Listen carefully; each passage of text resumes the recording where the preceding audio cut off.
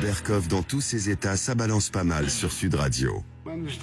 Je ne vous demande pas de vous repentir pour ce qu'ont fait vos aînés, mais au moins, il faut reconnaître mon martyr.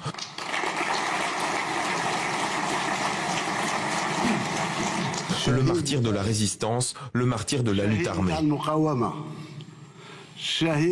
Les milliards de dollars ne vont pas me le rendre, et sa valeur est beaucoup plus élevée que n'importe quelle somme d'argent.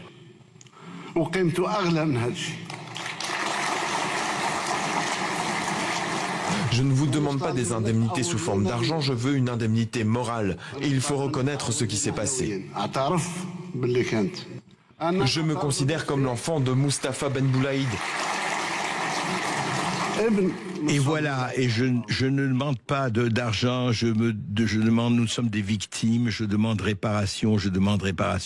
Qui parle, eh bien c'est le président algérien, Monsieur Tebboune, de l'un de ses très nombreux discours ces temps-ci, sur la France, sur les relations entre la France et l'Algérie, et qui effectivement, on en a déjà beaucoup parlé, mais là ça a atteint un degré, je dirais, de violence, en tout cas d'intensité, assez rarement égalé, je crois. Xavier Driancourt, bonjour. Bonjour. Merci d'être avec nous. Vous êtes ancien ambassadeur de France en Algérie. Je le rappelle que vous avez été pendant 7 ans, une période de 4 ans et une période de 3 ans, oui.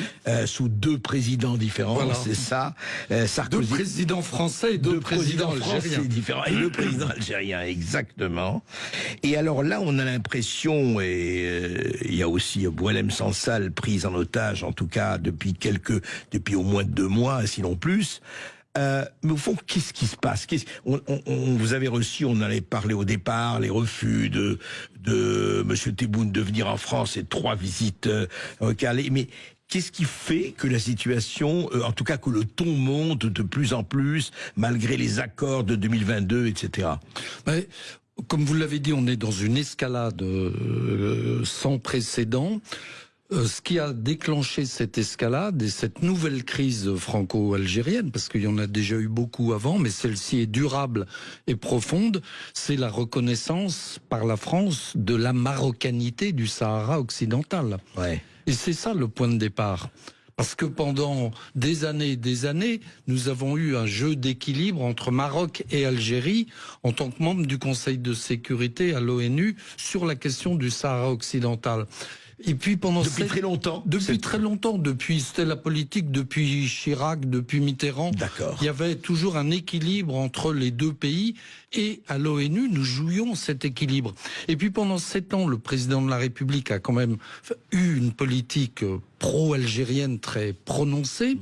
Et du coup, les Algériens se sont crus soutenus par la France. Et puis au mois de juillet dernier, ils lisent avec stupeur la lettre du président Macron au roi Mohamed VI sur la reconnaissance du Sahara occidental.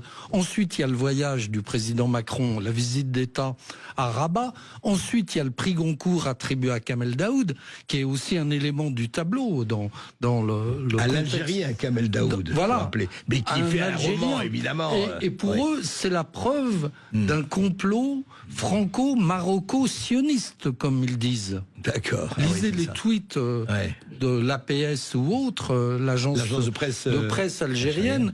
C'est le complot franco-maroco-sioniste. Et Boualem Sansal est l'otage de cette nouvelle crise franco-algérienne, mais qui est très profonde. Et vous avez cité le discours du président Tebboune, auquel M. Macron a répondu à la conférence des ambassadeurs lundi en disant que ça déshonorait l'Algérie. Mais alors justement, d'abord une question, à votre avis, est-ce qu'il fallait rompre cette, je dirais, pour des raisons qu'on peut comprendre, politiques, plus penchées vers le Maroc, mais est-ce qu'il fallait rompre entre cet équilibre ou cette neutralité sur la question du Sahara, ou pas, à votre avis? C'est très compliqué, parce que en réalité, le président de la République, pendant 7 ans, donc, a une politique, notamment beaucoup de gestes mémoriels vis-à-vis de l'Algérie. C'est vrai. Mais d'un autre côté, nous nous étions brouillés avec le Maroc. Vous vous souvenez de l'affaire Pegasus, etc. Tout à fait. Et Faut le rappeler, oui, les histoires des renseignements, de les l'espionnage, écoutes téléphoniques ou autres, voilà. Tout Mais à nous fait. étions brouillés avec le Maroc. Donc, je pense que le président, je n'en sais rien, mais j'imagine que le gouvernement, le président se sont dit, bon, bah, décidément, il n'y a rien à attendre de l'Algérie. Et il faut bien qu'on sorte de l'impasse dans laquelle nous nous trouvons avec le Maroc. Et le Maroc a sans doute très habilement, subtilement négocié, en quelque sorte. Il a dit ce sera à condition qu'il y ait la reconnaissance du Sahara marocain. Marocain, c'est ça. Donc, alors, il y a eu ce qu'il y a eu, et ça a envenimé, enfin pour vous, Et ça a envenimé. les Algériens se sont sentis trahis. Trahis, ouais. Et d'où là. Alors, mais qu'est-ce qui fait qu'aujourd'hui, attendez, l'Algérie, c'est un pays riche, vous le savez mieux que moi, riche de ses minerais, riche de ses. Enfin, c'est l'un des pays les plus riches d'Afrique, pas seulement d'Afrique du Nord. Mais qu'est-ce qui fait cette obsession française? Qu'est-ce qui fait que depuis des semaines, des mois, voire des années, alors je veux bien le passé de l'Algérie et de la France, on le connaît, mais qu'est-ce qui fait que c'est devenu à ce point obsessionnel, à ce point monocolore, je dirais? L'Algérie, c'est de la politique intérieure française, mais la France, c'est de la politique intérieure algérienne. Ah oui, c'est toujours ça. Voilà, il y a ça. Mais aujourd'hui, ça atteint un degré très fort. Il y a une espèce de fuite en avant du côté algérien. Parce que le pays est très fragile sur le plan intérieur. Le pouvoir est fragile. Tebboune a été réélu avec 10% de participation, mais quand même 85% des voix. Le régime est soutenu. Mais 10% de participation. 10% de participation. Et en Kabylie, il y a certains bureaux de vote qui n'avaient ni assesseur et qui avaient 0% de participation. Mais monsieur l'ambassadeur, alors Xavier Drancourt, c'est nouveau ça? Est-ce que cette participation des Algériens... Le taux de participation est le seul indice intéressant en Algérie, puisque les gens ne votent pas. Ouais. Et y compris les franco-algériens qui votent aux élections en France, mais qui ne votent pas aux élections algériennes. Donc le seul indice, c'est le taux de participation. Et là, il était de 10%. Donc il a été réélu avec 85% des voix de ces 10%. Et puis il y a depuis quelques semaines un hashtag sur les réseaux sociaux qui appelle à la révolte et qui dit « Je suis mécontent ». Mécontent de qui? Mécontent du pouvoir algérien. Et le pouvoir a très peur d'un nouveau Irak qui a fait chuter Bouteflika. Donc, sur le plan intérieur, ils sont conduits à serrer les boulons. Et puis, sur le plan international, l'Algérie est très isolée. Brouillée avec le Maroc, brouillée avec l'Espagne, brouillée aujourd'hui fortement avec la France, brouillée avec le Mali d'où elle a été exclue, on l'oublie souvent, alors que le Mali c'est l'arrière-cour de l'Algérie. Bouteflika y avait été pendant la guerre, Ouyaria, Premier ministre algérien, avait été ambassadeur au Mali, quoi. Il y a toujours un tropisme malien. Même chose pour le Niger. Et puis, il y a l'affaire syrienne. Ah oui, et la Russie a laissé tomber Bachar. Donc, voilà, il y a une sorte de crispation. Oui, il y a un axe là qui s'est effondré par rapport à la Syrie et tout ce qui s'est passé. Il y a une crispation, une fuite en avant du pouvoir algérien et on retrouve cette obsession française, comme vous avez dit. Alors, on va continuer à en parler tout de suite après cette petite pause avec Xavier Drancourt, ancien ambassadeur de France en Algérie. Et qu'est-ce qu'on peut faire? Jusqu'où ça peut aller? On en parle tout de suite après cette petite pause. Sud-Berkoff dans tous ses états, midi 14h. André Berkoff. Algérie française, France algérienne, en tout cas, la tension, je ne dirais pas tension comble, mais elle va très très très loin. Nous en parlons avec Xavier Drancourt, ancien ambassadeur de France en Algérie. Et justement, quelques points quand même. 2022, après, donc il y a 2 ans, crise en Paris et Alger sur la question des visas accordés aux ressortissants algériens. Les chefs d'État français et algériens avaient signé à Alger une prometteuse déclaration pour un partenariat renouvelé entre la France et l'Algérie. Et voici que le ministre des Affaires étrangères, Jean-Noël Barrot, dit « Mais nous observons des postures, des décisions de la part des autorités algériennes qui nous permettent de douter de l'intention des Algériens de se tenir à cette feuille de route, parce que pour tenir la feuille de route, il faut être 2. Le dernier tango à Paris ou le dernier tango à Alger, je ne sais pas. Qu'en pensez-vous ? Qu'en termes diplomatiques, ces choses-là sont dites. Non, parce que l'heure n'est plus au doute. C'est une certitude maintenant. Quand on a écouté le discours de Tebboune, c'est de la certitude. Il n'y a aucun doute à avoir sur les intentions algériennes. Et on voit bien que aujourd'hui, il y a des relais algériens en France qui sont utilisés, les fameux influenceurs, la mosquée de Paris, les consulats algériens. Il paraît que vous avez eu vous-même maille à partir avec la mosquée de Paris. Exactement, qui m'a cité comme étant connu pour mon hostilité aveugle. À l'égard du pays où j'ai été en fonction. On pourrait dire du recteur de la mosquée de Paris que lui-même est connu pour son hostilité aveugle pour le pays dans lequel il est en fonction. Ouais. Mais donc voilà, il y a aujourd'hui, on est la crise n'a sans doute jamais été aussi violente, aussi grave. Depuis 60 ans, enfin depuis. Oh, j'ai bien l'impression, oui. Il n'y a plus d'ambassadeur d'Algérie à Paris. Depuis 6 mois, en fait, les canaux sont plus ou moins coupés avec l'Algérie. Et alors justement, et on va loin, parce que ce qui est quand même extraordinaire, c'est qu'on revive. Je rappelle que l'Algérie était indépendante, je le dis depuis 1962, si mes souvenirs sont bons et si ma mémoire est bonne, eh bien le président Tebboune dénonce les mensonges sur l'Algérie et il accuse la France d'avoir commis un génocide dans son pays. Tout à fait. C'est pas loin, c'est génocide. Génocide. Alors il a rappelé les enfumades de Bugeaud, les essais nucléaires, le génocide, tout y est passé. On doit être maintenant, parce que chaque année ça augmente ou chaque mois ça augmente, on doit être à 5 ou 6 ou 6,5 millions de martyrs aujourd'hui. À chaque discours, le chiffre augmente. À chaque discours, oui, le chiffre est actualisé. Et puis alors, autre chose... le génocide, ça a une signification juridique définie à Nuremberg.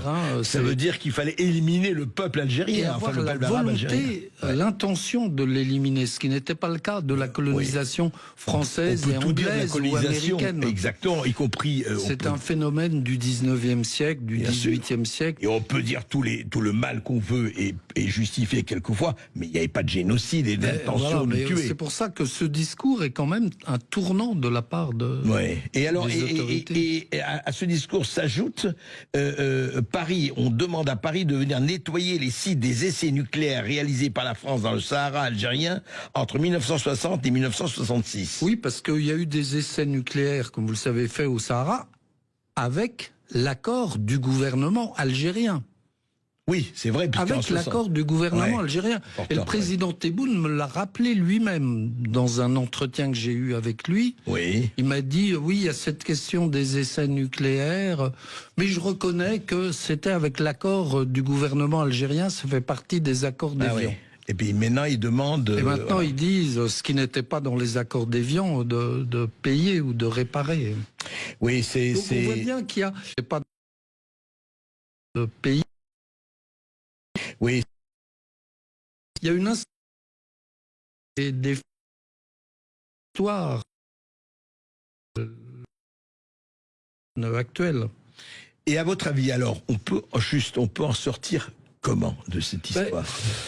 Ça va être très compliqué, en tout cas. Effectivement, soit... Est-ce qu'on montre, est-ce qu'on montre, est-ce qu'il y a un rapport de force à montrer, comme on le montre, on en a parlé plus tôt, pour les plateformes numériques et le problème de X, la liberté, etc. Ou qu'est-ce qu'on fait?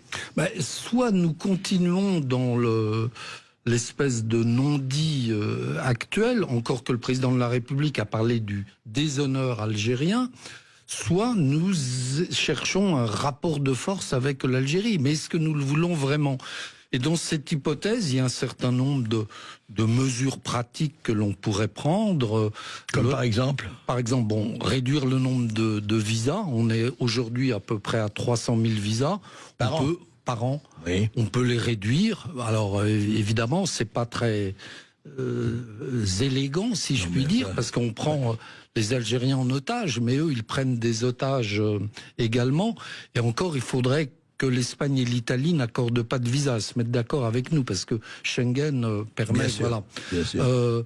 Mais on peut dénoncer un échange de lettres de 2007 entre Kouchner et son homologue algérien, qui exempte de visa les titulaires algériens de passeports diplomatiques. Et ça, il peut être dénoncé avec un préavis de 3 mois. On peut dénoncer l'accord de 68, dont on a déjà beaucoup parlé ici. On peut regarder un peu ce qui se passe du côté des circuits financiers, immobiliers algériens en France. Le dinar algérien est inconvertible. Inconvertible. Inconvertible. Vous allez dans un bureau de change ou une banque, vous achetez des dirhams marocains. Oui. Mais demandez des dinars algériens, on vous dira Kezako.